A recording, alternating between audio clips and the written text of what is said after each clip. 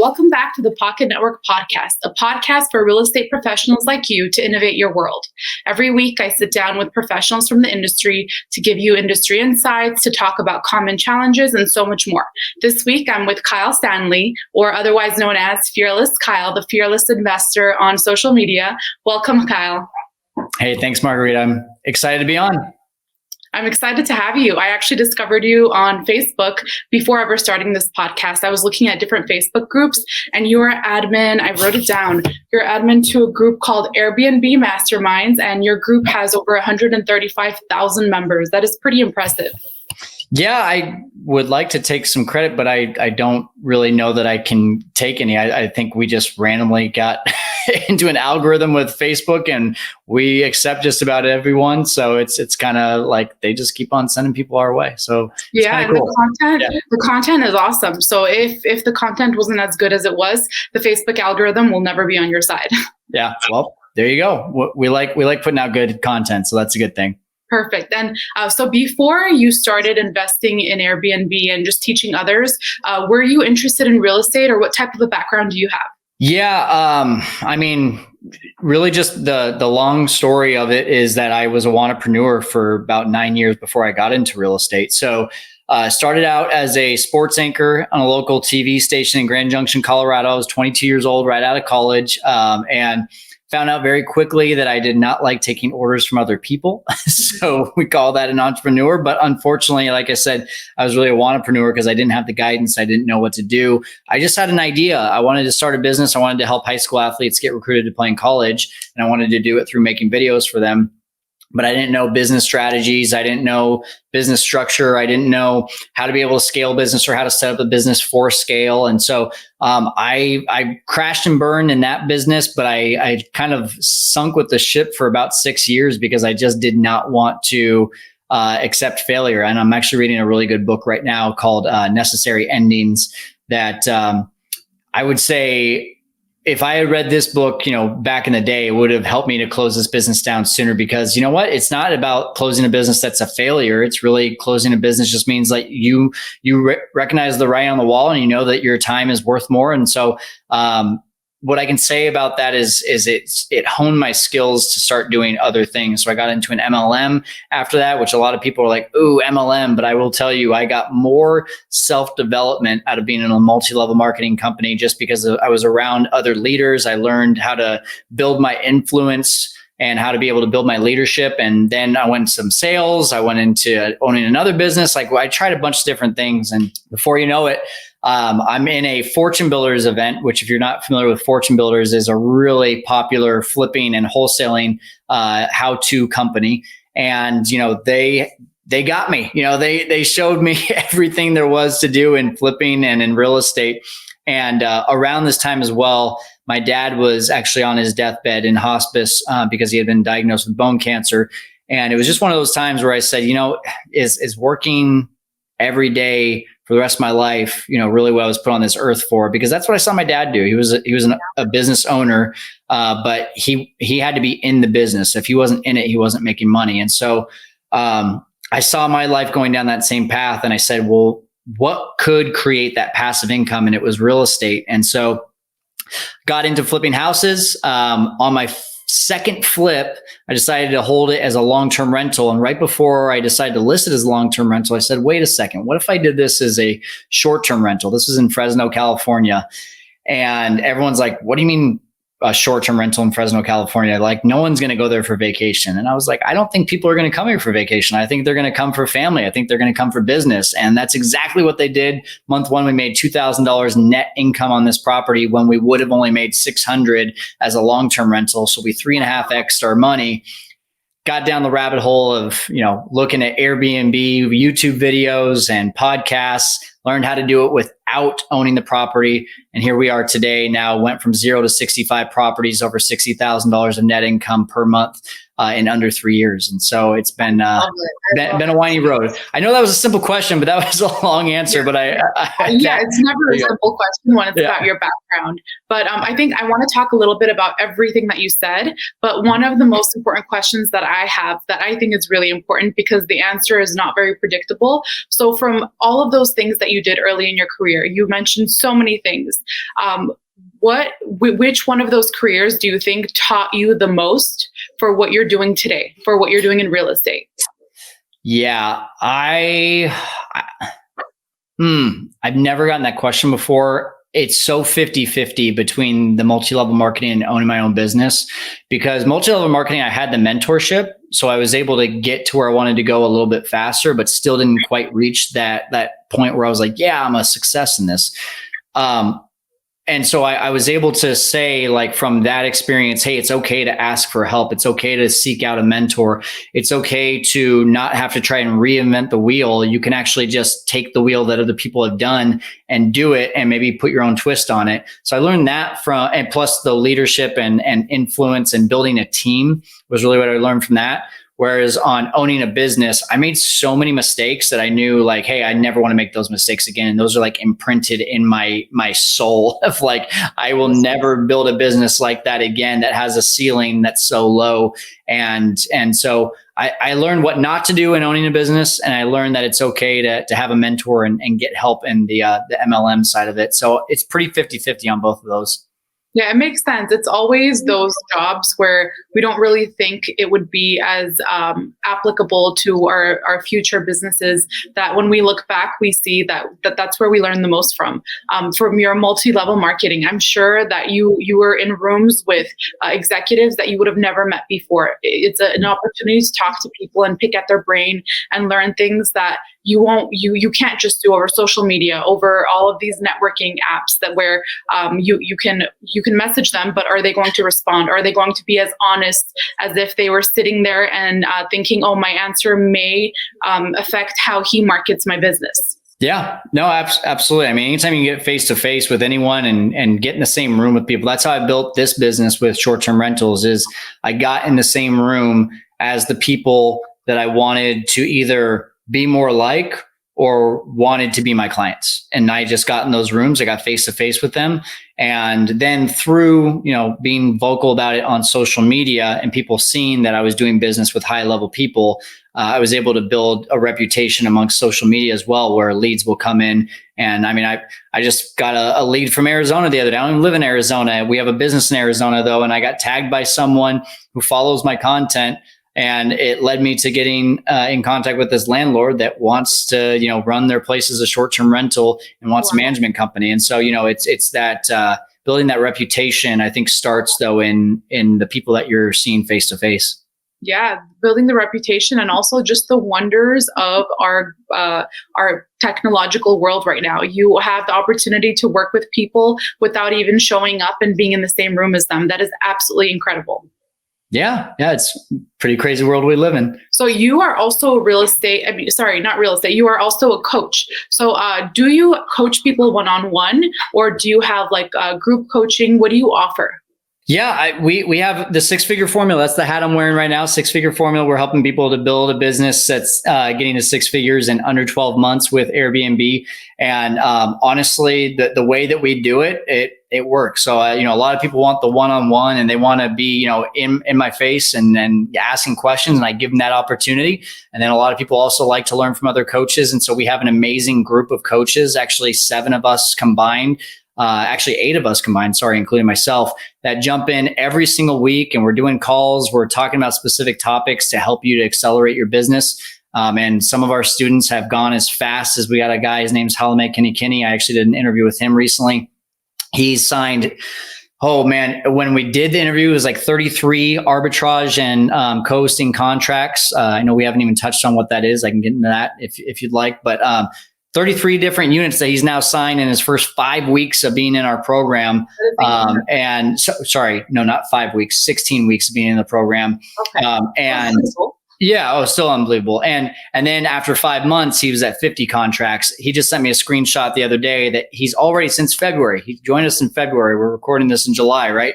It's been 5 months. He's already collected over $500,000 on Airbnb alone, not including VRBO, direct bookings, anything like that. So, that guy's life has changed. It's been awesome to see that. And then, but a typical student's going to come in, they're going to get 1, 2, maybe 3 properties in their first 90 to 180 days. And they're going to have a cash flowing business that's either matching, exceeding, or starting to make them contemplate, hey, do I leave my full-time job to do this full-time?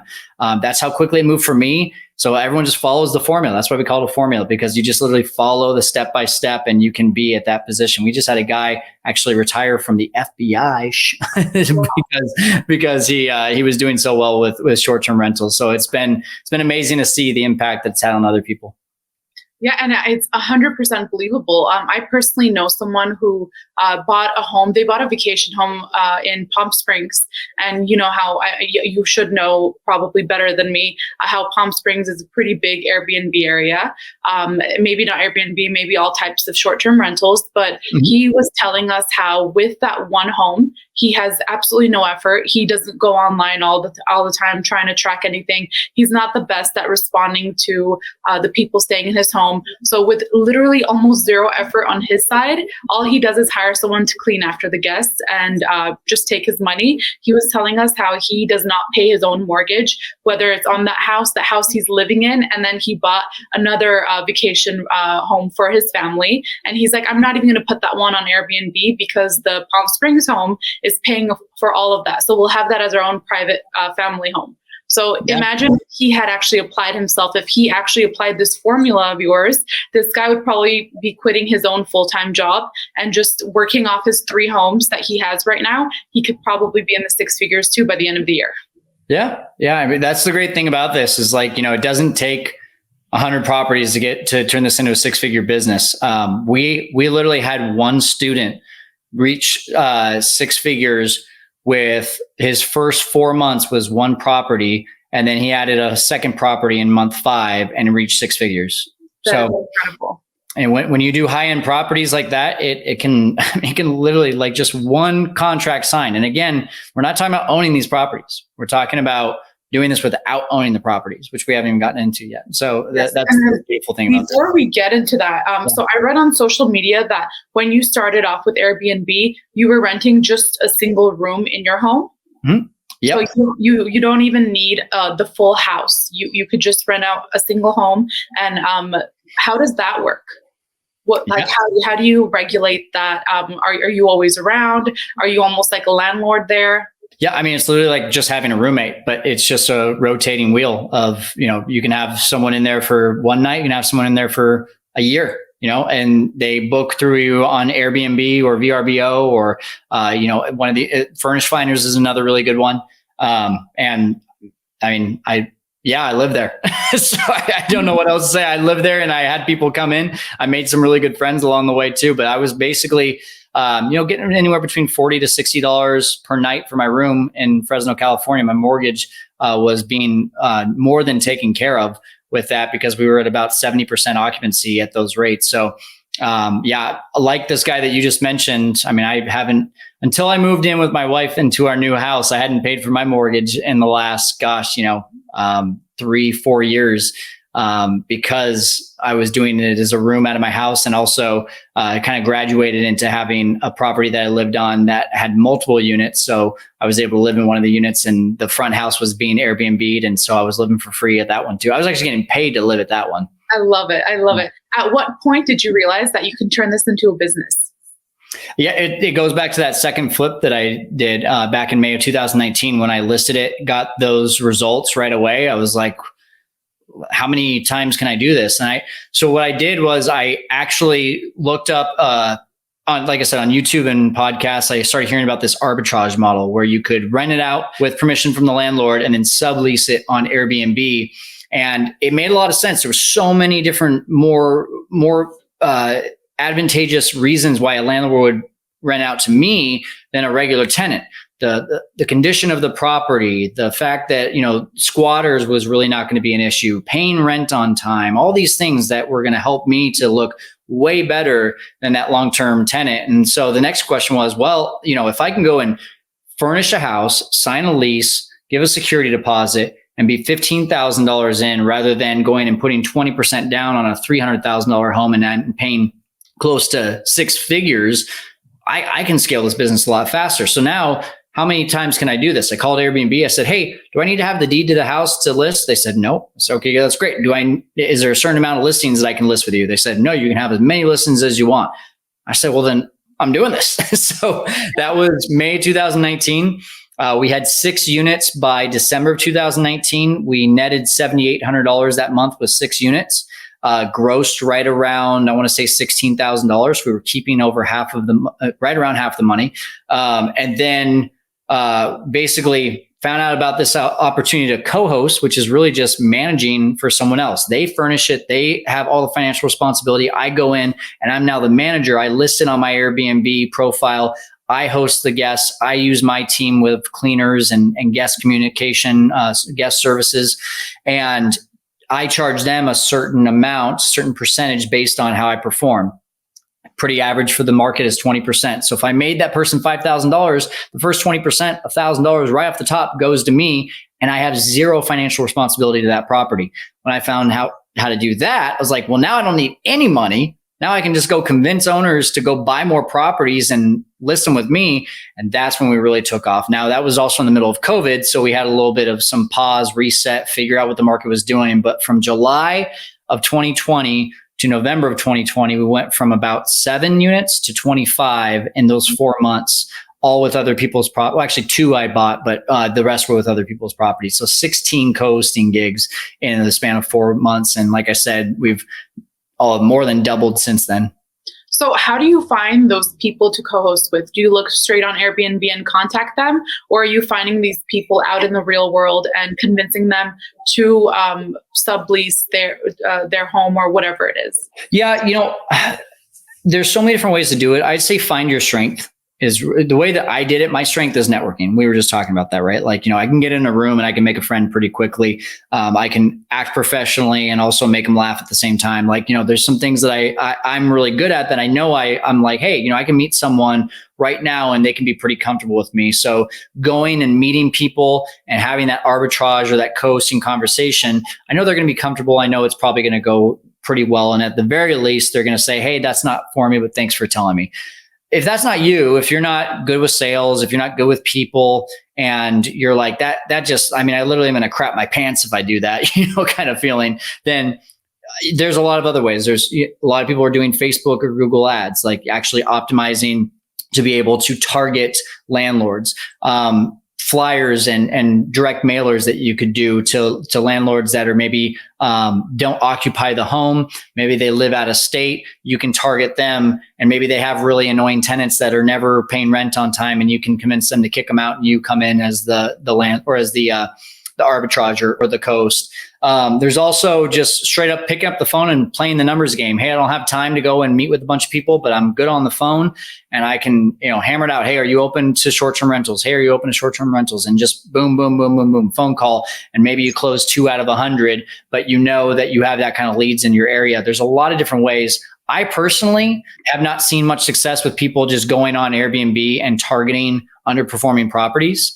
I don't know of really enough people that have actually seen success from that to say that that's an effective method. It feels very spammy to me. And for that reason, I would rather get straight into who's actually looking for a solution that I can provide rather than me trying to convince them. Because if I try to reach out to someone on Airbnb, they have no idea that they're underperforming, right? If they have one property, they're just thinking, oh, this is how Airbnb goes. Like, it's doing okay. They have no idea how well it could be doing, but now you got to come in, you got to sell that. You got to really convince them, and you got to do that over Messenger. Kind of feels spammy. Yeah. Whereas if I go on a Zillow and someone says, hey, I'm renting out my house, I'm looking for a tenant or I'm looking to make money on my house. They're in the selling mode. Well, you're looking to buy. You're looking to buy their business. And so you can provide that solution to them and have a much more open conversation because they're literally looking for a solution at that time. So that's why I find that to be more effective rather than just going on Airbnb and trying to find an underperforming property. Yeah. Just thinking about my neighborhood right now, I live in an area where it's like a renting hotspot where you can get so much money off renting a home. It's much cheaper to buy a home, even though homes are ridiculously expensive here. But you could probably just walk around. When I go on a walk every night, I see at least 2 houses on every tiny residential street that I pass that are looking to rent a unit. I guess people move out quickly as well. So you could probably just call those landlords and tell them, what if I can make you even more money than the rent that you're looking for? And anyone, if you have them over the phone at that moment, is willing to listen. Yeah. And honestly, that's an art, actually having that conversation. I reserve the script and the how-to for my students, but I will tell you the idea is just, if you can solve a problem for a landlord that is paining them enough, that's hurting them enough to say, wow, if you can solve that for me, I'll rent for you for years, then you got yourself a really strong pitch. But you can't get to that point unless you know what their pain points are. And so that's the biggest issue I see is too many people come in saying, here's the advantage, here's the advantage, here's the advantage. Is that even a pain point for that landlord? You got to find that out by asking good questions. Yeah, for sure. And it just blows my mind for just subleasing. If someone were to say that to me and I'm the landlord, I would say, okay, if that's going to work, I'll just do it myself. I'm going to make the money off of it. I'm not going to bring you in as a tenant and then you make more money off the property than I am. So how does that work? How do you approach someone to make them feel like it's a better idea to have you do it for them versus if they did it themselves? Well, let's just say we get that. My response to that is, great. I'm glad I opened this door for you. I wish you the best of luck, but keep my number. You're going to need. Yeah, you're probably going to need me. We actually have one of our students. Now, here's the thing. I have an abundance mindset. I don't have a scarcity mindset. There's enough business to go around. If we treat people the way that they deserve to be treated, if we are kind to them, if we are, courteous to them, if we provide them with value before asking for their business, they will likely feel comfortable giving us their business. It's just like anything right now. Like you go and you see, all these people, the Gary V's of the world, the Grant Cardones, the Alex Hermosis, the big time speakers. What are they doing? They're not in your face selling a product first. They're in your face saying, hey, how would you like this free download? How would you like this piece of value? How would you like this thing that's going to make you a raving fan of me? That way, when I do ask for your business, I've already gained your trust. So that's the way I do business is value, value, value. It comes from an abundance mindset. It's something that I learned about 3 years ago, right in the beginning of my Airbnb business. I just did a reel about it actually on Instagram of how it changed my whole business because if I didn't have that mindset, I might have 6 or 7 properties today, and maybe 10 making, maybe $20,000 a month thinking I've got it made. But because I had the abundance mindset and I shared it with as many people and taught people how to do it and gave them the value first, now we have a 7-figure business, so that's where the abundance mindset comes in. But going back to my student, sorry, going off on a tangent there. One of my students actually did the same thing. He led with value. He did make a mistake. He didn't get a contract signed. It was a co-hosting deal. And he went in and he started saying, hey, put a couch here. Let's get new sheets here. Let's do this, this, and this. Gave him a whole list of items before getting a contract in place. And they ended up saying, hey, I'm just going to go try to do this myself. And he was kind of like, are you serious? And first thing I told him was just tell that person, I wish you the best of luck. Keep my number. If you ever need anything, I'll be there for you. Wish it would have gone a different way, but I wish you the best of luck. Yeah.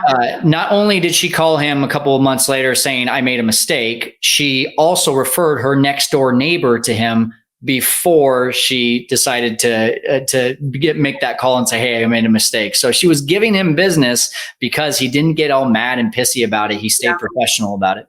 Yeah, yeah. If people remember your last act as being upset with them, they might even be too embarrassed to reach out themselves if you make them feel like they did something awful.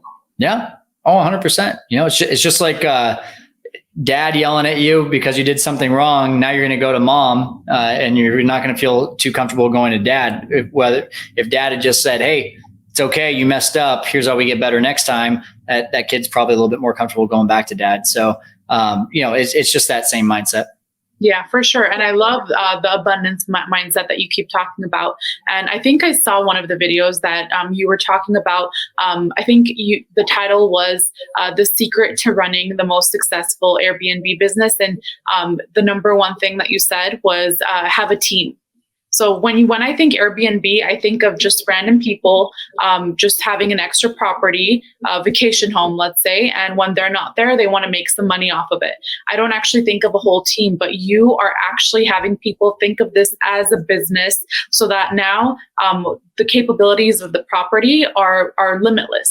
Some of the things that you say on Instagram, I've never thought of as an Airbnb, the way that you can make money off Airbnb aside from the booking fee, the nightly booking fee. So let's talk about that as well. Yeah. So team and the extra revenue sources, or sorry, what's so yeah, let's talk about just having a team on Airbnb first, how that would benefit your business. Yeah. I mean, if you want to go fast, go alone. If you want to go far, go together. That's the idea there is, if I want to make a quick $1,000 a month, I'll list my house on Airbnb. That's moving fast, right? But if I want to make $10,000, $20,000, $50,000 a month, I cannot do that on my own unless I have this one giant mansion. But even if I have that one giant mansion, am I going to clean that place by myself? No, I need a team. I have to have people. So you just can't have a business. You don't have, if you've ever read the E-Myth, there's 90% of people call themselves entrepreneurs, but they're just technicians in their own business. That was my dad. He owned a business, but he had to be there to make money. Then there's the 9% that are managers, and they oversee a team, but they're just as busy as the team because they're taking calls, they're double checking, they're, verifying that the team is doing the job. And then there's that 1% that knows, like, hey, if I were to die tomorrow, my team it knows the ins and outs of this business, and it would still run, and they would still have jobs, and I have everything set up to where it would be deeded over to the person that would take over for me. That's the true entrepreneur. And so for me, it's just not possible. If the business lives and dies with you, you don't have a business, you just own a job.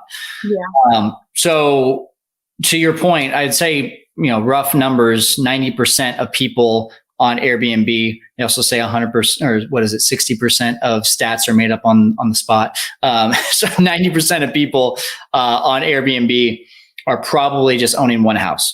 They just have that idea of like, I just want to put a room on Airbnb, or I just want to put a house on Airbnb and see how it goes. And so that's all they ever have their minds around. And they're the noise. They're the people that are going to tell you it's great money, but it's a lot of work. And, oh, it was really awesome, but I had to go clean the place myself. Or, oh, I really enjoyed it, but the guests really I had to talk to them all the time. If I didn't respond right away, then like my listing got hurt, or people would get mad. Those are all the people that are doing it on their own, And so you have to, if you want to get into this and you want to make this passive, that's the key thing. If you want to go and do all those things because you just really enjoy hospitality, by all means, go have fun and be the only person. But if you want to build a business out of this, you have to have good people, good technology, and good systems to be able to have those people follow along with the technology. And so everything I've done, I've documented. Everything I've done again and again and again, I've taken a video of, I've written down, I've showed the team how to do it,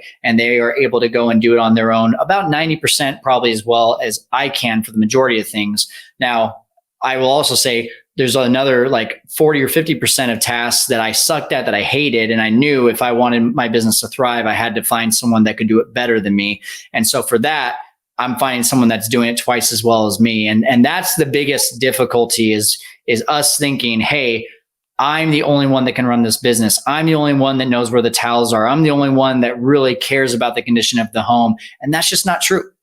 If you have the right amount of, if you're bringing on the right person who understands the vision, understands what their role is, and is getting paid well enough, they'll come in because they're going to get paid well, but they'll stay because they feel like they're a part of something bigger, and they're a part of a bigger vision. They're a part of a family. They're a part of a business where it's, they have this responsibility and the business has to have them. They're going to feel that, and they're going to work with you, and they're going to continue to be able to be a part of this bigger thing. And once you have that, now we can start saying, hey, can we scale this thing? Can we, I've got the team, and I can go ahead and I can sign the contract, and I can give it off to my team. And does the team have enough resources? Do they have all the things they need to be able to really knock that task out of the park every single time? If the answer to that is yes, how many times can we do that again and again, and at their capacity? And if we reach that capacity, now who else do we need to bring in, or how can we tighten some systems? So that's the mindset every day of me, is just how can I make my job easier for my team so that I can go on that trip to, we just got done with our honeymoon, 18 days in 8 different cities. And I worked maybe 5 hours in those 18 days. And wow. I was able to do that. Congratulations on the wedding and on being able to automate the system so much that your team could work without you.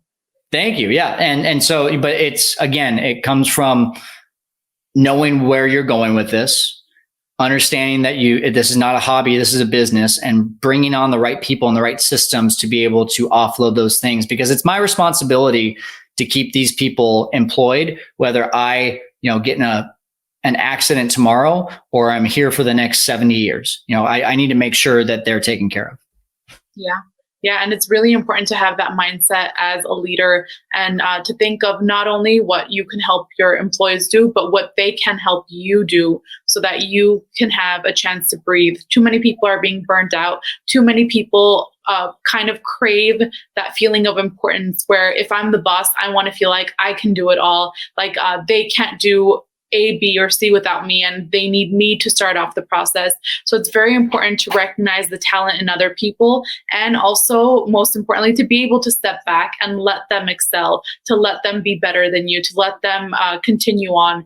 I think a lot of people look at it as competition, when in reality, if your team member respects you and sees how you've taken care of them, even when they've grown out of that position, they'll still stay with you. They'll include you in whatever they do in the future.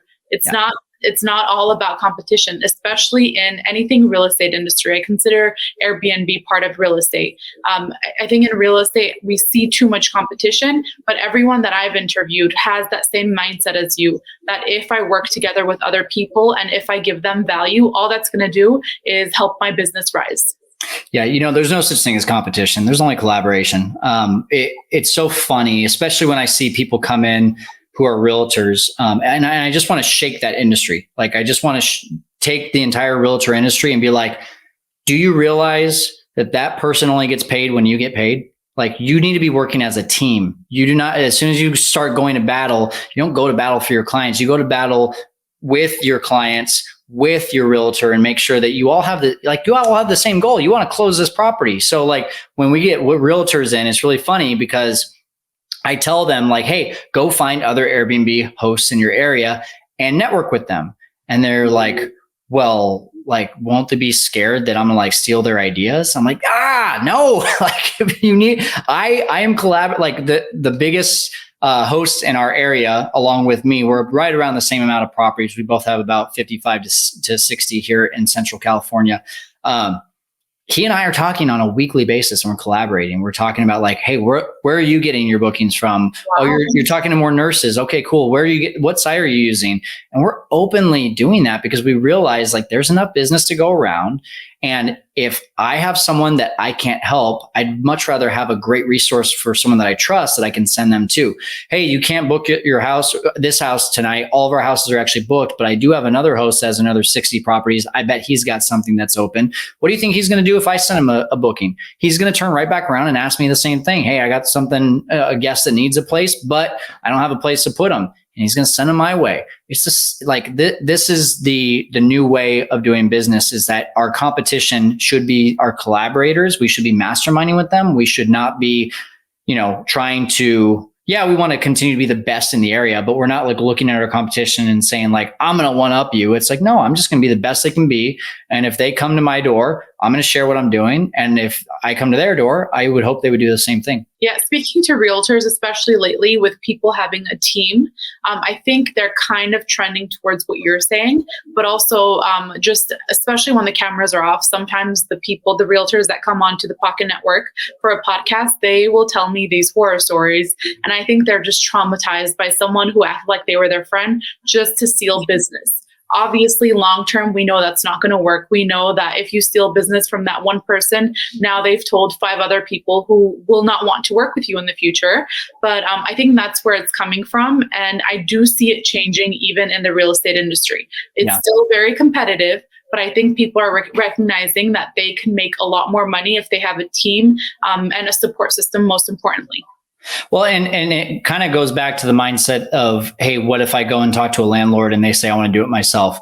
Massive action solves all problems. I'm telling you, this goes for any business. If you're sitting there and you're upset about losing a deal, it's because you don't have enough leads coming in. So why don't you go and spend your time trying to find more leads and create lead flows? By the way, cold marketing for the first 3 months of my business, I've never spent $1 on marketing since then. And every time I've gotten a lead, it's come straight to my phone. I have not had to pick up the phone and make a call. The reason for that is because I'm out there pounding the pavement, making relationships with people that I know I can solve problems for. So rather than get upset with, hey, this landlord should have said yes, why didn't they say yes? And me trying to go back and convince them, why don't I go talk to another 10 landlords? Why don't I go talk to another 10 real estate offices and go present to them on how I can help them solve more of their clients' problems and help them sell more houses? And I can go and create all these lead flows that are going to come into me. So when someone says no, that's okay. I got 5 other people that are ready to say yes. Yeah, and so you're saying that most of your business right now is word of mouth referral? Yeah, all of it is. Not most, all. Of our 40. Because you're pretty big on Facebook. So do you see social media as a big marketing tool? We've gotten, especially in Arizona, because I don't live in Arizona, there's been a decent amount of leads that have come in for me there.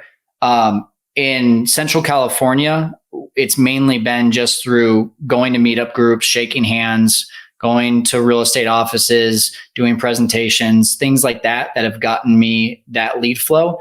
But having the YouTube channel, having the podcast has been a credibility builder as well, because now I can say like, hey, especially now I can say, hey, I've got the biggest Airbnb Facebook group in the world for hosts. And I'm in there teaching, and hundreds of thousands of people are learning from me. So you're in good hands.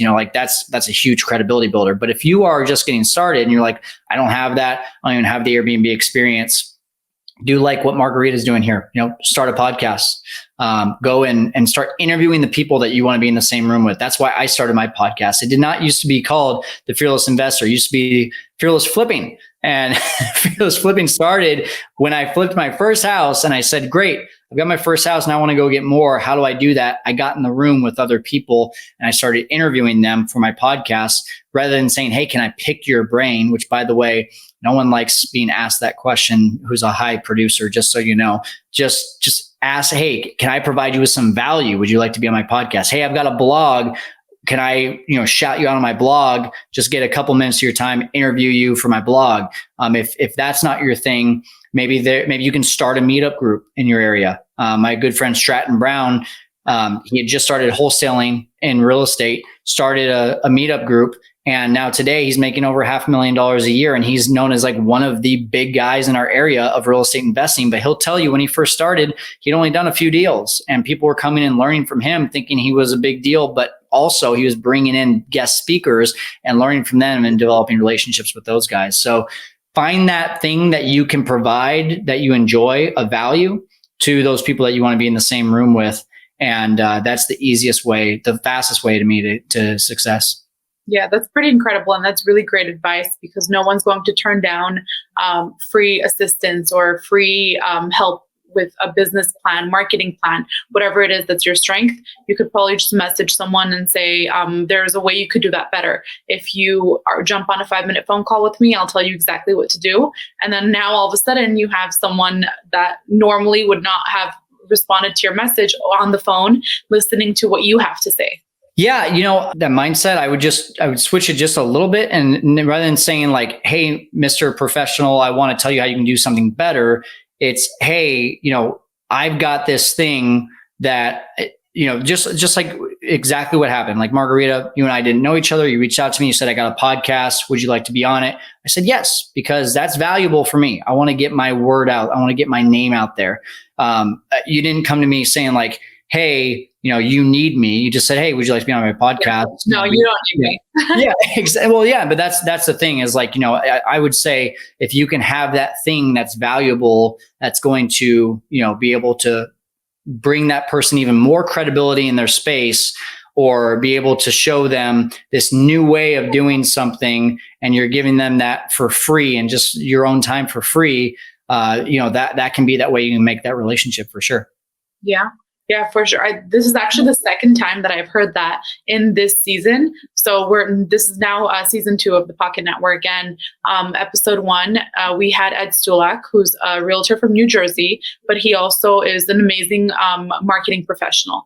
And he was telling me how in the beginning of his career, he would just reach out to random people and say, I can do marketing. I see that you're not utilizing your social media. What if I just did that for free? You're not doing anything with that right now. I'll do it. If nothing happens, okay, whatever. But then if something of value comes out of that, then great, we work together. And then through that, he was able to work with a celebrity. And then he moved on to real estate. And now, even though he's known for real estate, most of his followers are in the real estate industry. He was telling me how he had people in like the food industry in another state reach out to him and have him come as a speaker at a conference about how they can market themselves. Yeah.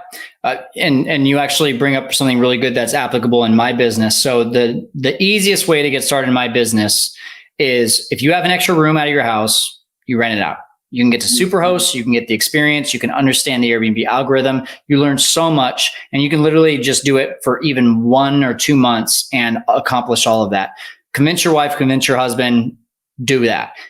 If that's just not possible for your situation, reach out to someone who you can tell needs the help. Maybe they have 5 listings. They're the only person. They have no co-hosts on their listings. And you just say, hey, listen, I'm willing to learn. I will do this for free. Tell me how you want me to respond to your guests. I will take X amount of hours off your plate every single day.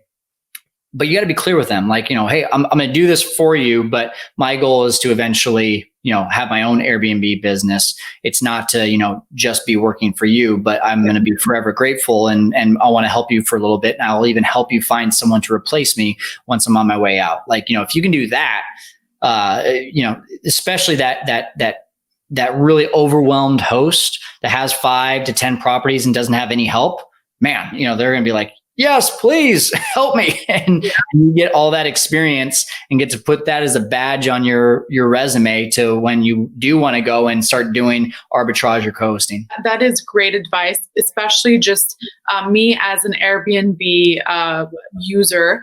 I went somewhere with a few friends one time, and one of the people that was there kept saying, oh, take a photo of that and send it to the person hosting and tell them to give us a discount. I'm like, but why? Like, that's not her fault. That's something outside, completely out of her reach. Like she couldn't have even seen that or thought of this happening, whatever it was stupid small things. And then they were like, oh, okay, let's say the floor has scratches on it. Let her know. I'm like, you think she cares? We're not here to What's the person's name? I'm going to report them to Airbnb. They're banned. They don't have an Airbnb account. They were just staying with the person that booked. But whenever I was listening to these, then on the Airbnb group, I see a lot of people posting screenshots of how should I respond, because there's these types of people just attacking the host. And then when they see, they try to be nice at first. When they see that the host is like, well, that's not my problem. And that's not the part of the house that you rented. You didn't rent the floors to sleep on, And in the pictures, it shows that that's what the house looks like. Then they start to attack you. They want to report you on Airbnb. So you, I'm sure, have experienced a lot of these people. How do you deal with them? Does Airbnb have some sort of protection for the host so that they can't, put your name down and, affect how much money you make? I don't know how that works on the back end. Yeah. I'll tell you this. We used to really, really have a tough time with guests. We from a claims standpoint, from a star rating standpoint. Luckily, we've never lost our superhost status, but we've come very, very close. And it was right about a year ago that we said, okay, we need to figure out a better way so that we're not getting all these refund requests. We're not getting all these bad ratings. And we developed an amazing system that we teach to our students now that has produced for us in the last year. Our average is now a 4.94 star rating over the last year. Over 93% of our ratings are 5-star reviews. Our refund requests have gone down tremendously. Our reviews have gone up. Our bad guests, partying or damaging has gone down tremendously. It used to be once a week, we would have almost every single property would have an issue. Now we might have 1 or 2 issues per week in all 55 of our properties. And that's so much more manageable. So if you can dial that in right away and figure out how to get those 5-star reviews, how to eliminate the bad guests, how to attract your perfect guest, you're going to have a much more sustainable and scalable business to be able to grow. And so that's something that we're pretty proud of and one of my favorite things to teach. So is that like a course that you offer, or is it like some sort of guide? Yeah, that all comes in my course. And also, so we have a course and then we have a mastermind. So course is self-study. So if you have any interest in that, either way, we don't advertise it on our website for public purchase. We want to get you the best help possible. So you would have to actually email us. So info@fearlesskyle.com is my email. All you have to do is type 6FF in the email and we'll get you an application that you can fill out to see if you're a good fit for either our course only or for our mastermind. And in our mastermind, direct access to me, direct access to all of our coaches, direct access to all of our updated strategies. I literally just got done recording a 30-minute video on all of the differences of Price Labs, which is one of our tools that we use to price our properties, of how to be able to stay on top of your Price Labs and make sure that you're getting the best prices. I'm always updating information to make sure that people understand what we're doing in our business so they can start applying that to their business as well. So that all comes within our mastermind, and that's a year-long mastermind. So either way, just got to say, hey, 6FF, and mention that you heard about us from Margarita. Okay, awesome. It sounds like it's all very, very useful information. And you touched on something else I was going to ask about pricing. For someone who just has one listing, they're just starting out, is it fair to just look at the listings close to you and see how much they're charging and base it on that? Yeah, great question. So I actually did just do a free workshop on this. If you go to my YouTube channel, The Fearless Investor, you can look up free market eval workshop. We released it. I actually want to say it might have been today. Yeah, July 7th. It might have been today that we released it.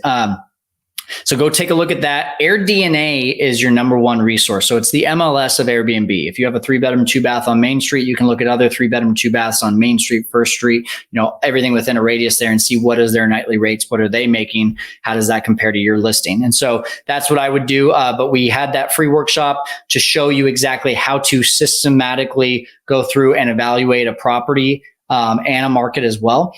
And so I would just start there. Okay, awesome. And is that a website that's just free public access, or is that for Airbnb hosts exclusive? No, yeah. Like I said, I just posted it to my YouTube channel, The Fearless Investor YouTube channel. It's absolutely free. Okay. You can go watch it right now. It's, I think, 30 minutes long. Okay, got it. And then another question. So let's say someone reaches out to you and they're just starting off. So is that, and they don't have the listing yet, they're not on Airbnb. Is that someone that you have the resources to help, or do you kind of work with people that already have an established Airbnb unit or home? I don't care if you have zero real estate knowledge, if you speak another language, or if you are, already a millionaire in Airbnb. We have maybe the language thing. We don't exactly have it in Spanish yet. I shouldn't say that, but let's just say if you're in another country, we can, as long as you're speaking English, we can help you out. I think no matter where you're at in your business, you're always going to need continued education. And so that's how we cater our mastermind, to either help brand new people or people who are established and just want to take it to the next level. And what's the biggest difference in your strategy to helping someone who already has an established business versus someone just starting out? Biggest strategy in terms of like the difference in how we're helping people? Yes, like your approach. Yeah, that's a tough question because it's just really a case by case scenario. Like if you're coming in and you tell me I've already got 10 properties, what's your goal? Like, where do you want to go next? That's going to be my first question. Whereas with 0 properties, you just want to get started. But we do have a really great method called the FORCE method that anyone should be able to follow. FORCE is spelled FORSE, not CE. And this is exactly how I built my business. So F stands for find. Let's go find the right properties. Let's pitch the landlords. Let's learn how to be able to actually get those contracts and find those contracts. O stands for operate. We need to learn the day-to-day operational skills of what does it mean to be an Airbnb host? How can we start to maybe even, automate some of the messaging, automate some of the pricing? And then R is repeat. We just need to do that again and again and again, ideally about 4 or 5 times before we get to S, which is systematize. Now I've made enough money. I've got enough properties where I can start to afford some of these people that are going to be able to come in and take those responsibilities off my plate. Now I can fully automate this and systematize this property. Now, just like what we talked about, if I have a team that can take over all that, now I can start to expand. That's what the E stands for. Now I can go either and take it from 5 to 50 in the same market. I can go 5 here, maybe 5 in another market, another 10 in another market, and start to expand that. That is exactly how I built my business. Find, operate, repeat, systematize, expand. And that's what we teach. Yeah, and it sounds simple, but I'm sure, like you said, business to business, it differs. And I'm sure a lot more goes into that depending on the properties they have, where it is. I didn't realize that you can actually help people in other countries. I assumed Airbnb is very different in different countries. The whole idea is the exact same. I want to go and I want to host guests. I want to do it with either my own properties or someone else's properties. The only difference is what are the county, country, city, state regulations in each of these different locations. So that's what we teach as well. I don't care if you're in California, Alabama, or Argentina, we've got to go through the same process and we have to understand what the regulations are in our backyard. Yeah, it makes sense. And then I had another important question for you. So with Airbnb, I read, because I just did some minor searching online before, just because I haven't really looked into this myself before. I've heard from a few different sources online that it would help to add your listing to Google Maps. How does that work? Let's say I have like a condo that I'm renting out. Do you think that's a good idea? Or is that more of those Instagrammable homes that have their own names and no one ever lives in it? Well, it's free to add it to Google Maps. So why not do it? It's just more marketing. Anytime I can market my place and get it out, we're on 4 different platforms. We're on Airbnb, VRBO, Furnish Finders, and we're on our own direct booking website. We have relationships with people that will send us guests. We have our own Google page for our direct booking website. We could absolutely add it on the map as well. It's just, if I find an avenue that I can put my property on, then, and it doesn't cost me anything or it costs me minimal amount, then yeah, like the more eyes that can be on my property, the better. I know a lot of people that will actually use Facebook ads, Instagram ads to promote their properties as well. And again, that's, do it. If it makes sense for your budget, go for it. Instagram makes sense for those homes. Like I know there's some homes that are themed. I've seen a home where everything is in Marilyn Monroe, and the home itself has a name on Google Maps where it's not Marilyn Monroe, but it's something relatable. So I feel like that would be pretty cool. Do you do that with your properties, or do you find that just unnecessary? Yeah, great question. So we have a couple properties that we could probably do that with. The question becomes, is the juice worth the squeeze? And right now, with those properties, they get booked out really well. They do really well. So it's not something that's been something that we're like, yeah, we should do that. So what we have is just Instagram pages for our entire company. So that if someone is looking for, a place to stay in Fresno, and they look on Instagram and they say, Fresno Airbnb, we're going to be the first thing that likely pops up for them. And also, you got to know your market too. Like I'm not really you could argue that maybe one of my houses or two of my houses in Scottsdale would kind of be that kind of property. We have a place in Bass Lake as well, which is just at the base of Yosemite. Could argue that could have its own Instagram as well. But most of our places are not going to be like, oh, cool, I'm going to Fresno. Let me look at the best Airbnb in Fresno. No, it's like, all right, well, I'm going to Fresno. I guess I got to book an Airbnb in Fresno. So like knowing your market is really important. If I'm going to Orlando, I'm definitely asking those questions. One of my colleagues, Mike Sjogren, just listed a house in Orlando. It's an 11-bedroom home, and it is definitely the best place in all of Orlando. You need to go look at it. I don't even know what the link is. I don't even know what the name is, but it's got like Mario and like there's slides, and you can literally go into like, the tubes that Mario went in, and there's Star Wars room, and there's Mickey Mouse. There's all these themed rooms, and it's like, yes, like that needs its own Instagram for sure. So just knowing your market, knowing your properties, I think definitely will factor into that. And I assume the competition in Orlando is much, much greater just because Disney World is right there. Yeah. So that's one thing that we can definitely leave people with is that this idea of saturation, right? Like everyone thinks, oh my gosh, like Airbnb is becoming saturated. So Orlando is quote unquote Kissimmee, the most saturated Airbnb market in the world, over 50,000 Airbnb listings in that area.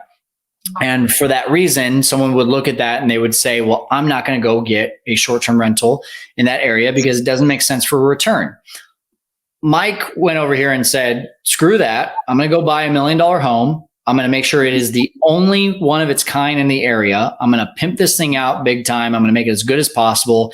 And I know that all these other ones that are performing well are making about 150 to 200,000 a year. I'm going to make this thing make 250 to 300,000 a year. And literally, I think he's had it live for maybe 3 months, and he's already booked over $200,000 for the next calendar year. So that is incredible.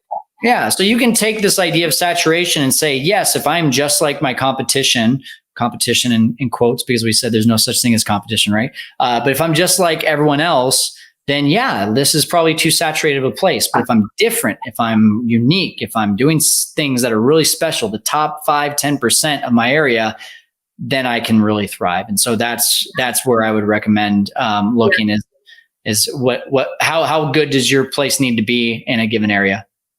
And I saw that you had posted about how Airbnb is changing the way you post, the way people shop, and how the first photo is very, very important. If I saw, Mickey Mouse slide and I had kids, then I would immediately open that and check it out. What else is there? How cool is this? And then compare it to everything else on the market.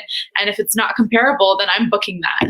Yeah, exactly. I mean, you just nailed it, especially with kids.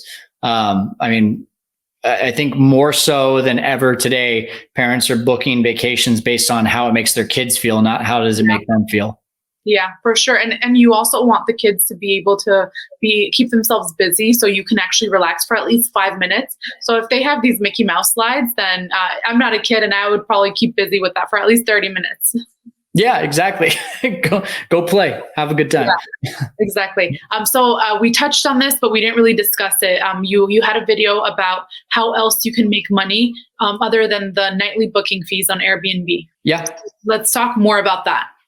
Sure. I mean, that's the great thing about a short-term rental. As soon as someone comes in your house, you own that person's attention, right? So I'll give you a good example. I've got one of my students sells his own artwork in his place. He's an artist, puts his art up, put just like a cafe, right? Has the artist name, the amount that it costs.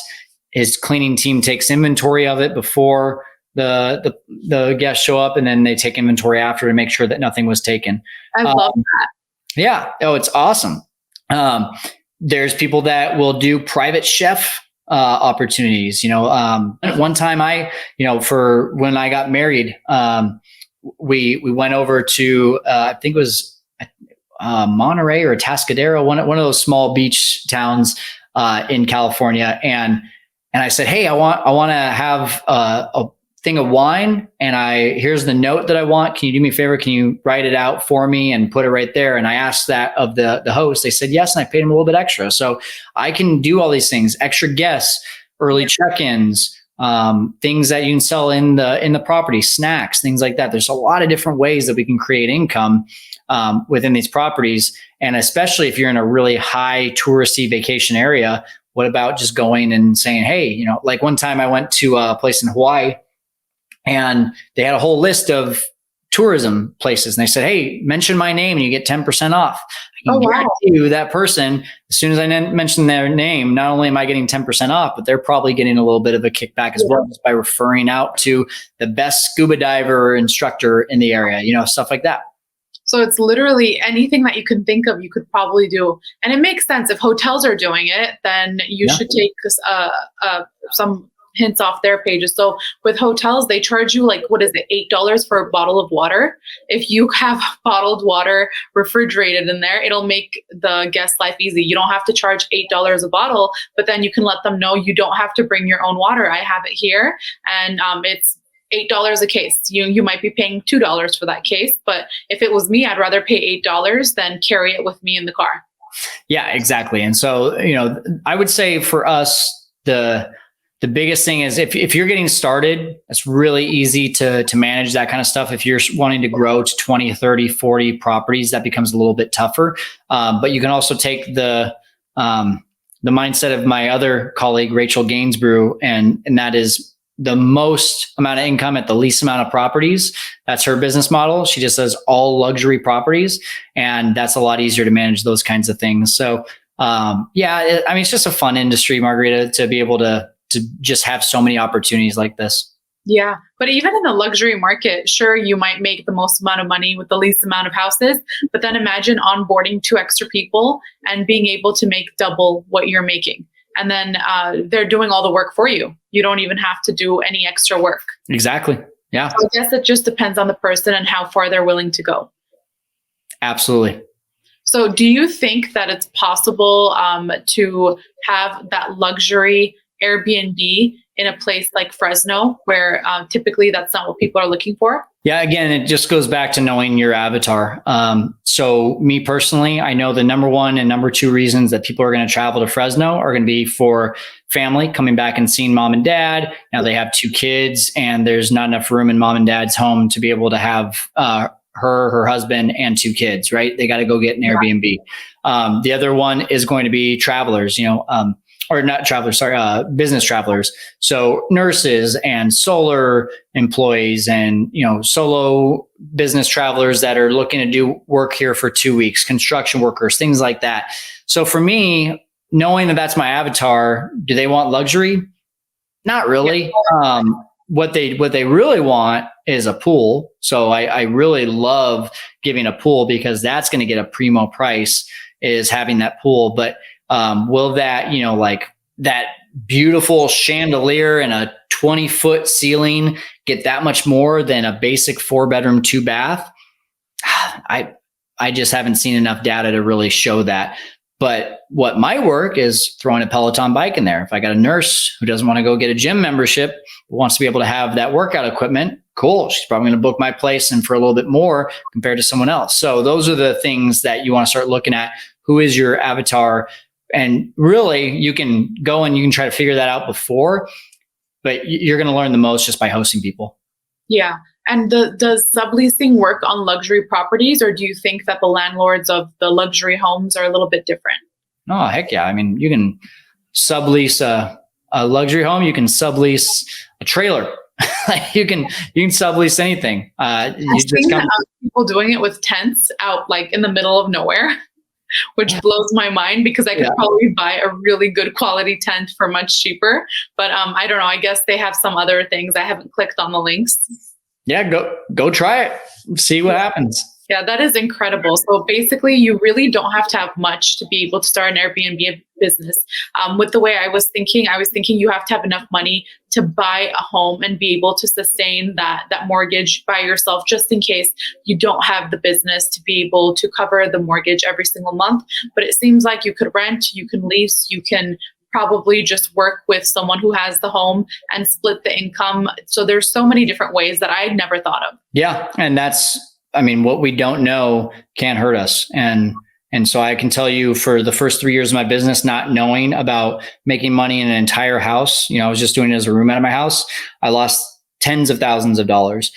On top of that, not knowing that I could do it without owning the home. Now we're talking about millions of dollars. 3 years, we're talking about millions of dollars that I missed out on. Now, luckily, I found out in 2019, but had I found out in 2016, what? Yeah, but now you're teaching other people so they don't make the same mistake. Yeah, we could have an 8-figure business. We can have a lot more people with 7-figure businesses, but that's where we're headed now.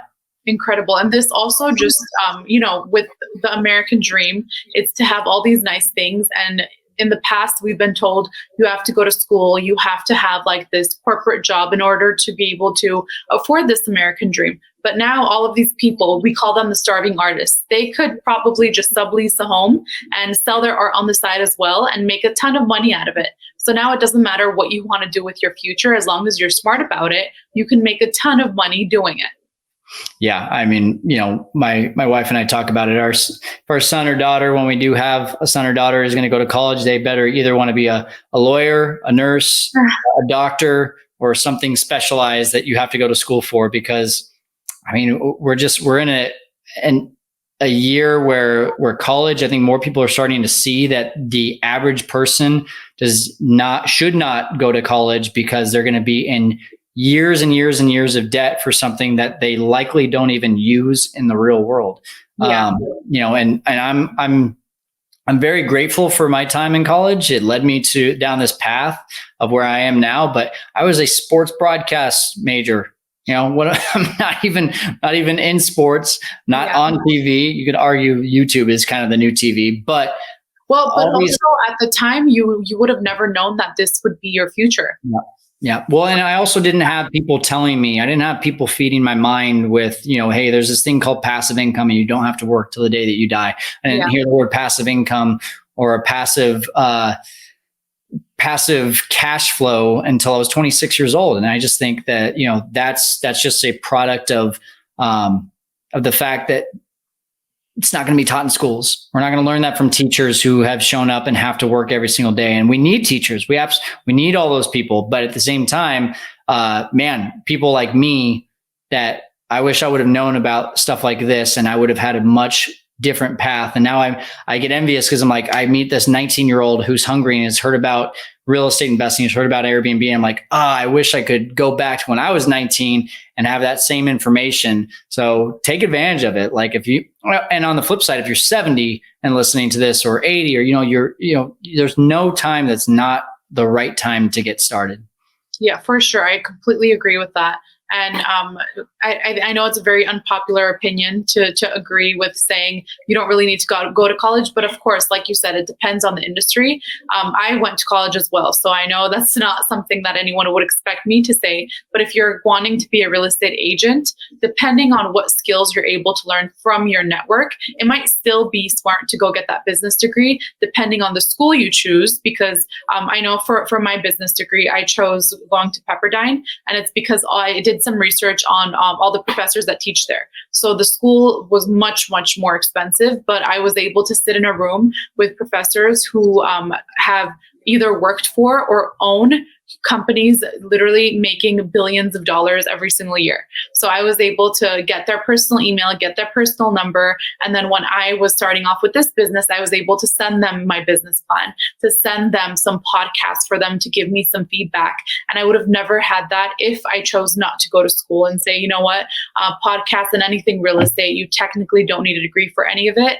So there's also that side. Depends on the network that you have, the people you have access to. Just be smart about whatever decision you make. Yeah, it goes back to the idea of you just got to get in the same room as the people that you want to be around. And if you decide that paying $50,000 a year for college and being in student debt is the only way to get you there, then that's your decision. If you say, hey, I trust myself to go out and make those relationships and to network my butt off and just to pound the pavement, maybe that's your strength. So just got to make that decision on where you stand and knowing yourself. Yeah, for sure. So so much good advice. I hope I'm going to definitely check out your YouTube channel more in depth. I know I just skimmed through stuff because I didn't have enough time. But I personally have learned so much. I find myself thinking, what can I do? Do I have the time to start some sort of Airbnb thing on the side? So for all our viewers, I'm sure you're thinking the same thing. Kyle is on social media, and we will make sure to link all of his information below. You can reach out to him directly. You can send him the email and just reach out, see if this is even right for you, see what he can do to help you with your business, and then let us know what worked and let us know how quickly you were able to become successful. And maybe we'll have you back on a podcast with Kyle so you guys could tell us exactly what that communication looked like. We would love, love, love to see that. So thank you so much, Kyle, for giving us a big chunk of your time today. I know you're so busy with the amount of listings that you have, and hopefully we can learn more from you. Hopefully we can have you back on a podcast very soon. Awesome. Thank you so much, Margarita. It was fun. Perfect. Thank you. And everyone at home, like we always say, change begins at home. So make the change today.